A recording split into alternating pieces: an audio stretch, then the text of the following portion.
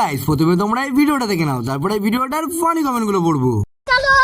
আগে মাথায় রেখো, তুমি পুরো শিয়ালদার স্টেশনের দোকানদার, আর আমি কিন্তু একটা স্ট্রিট ফুডের একটা ছোট্ট ফুটপাতের দোকানদার।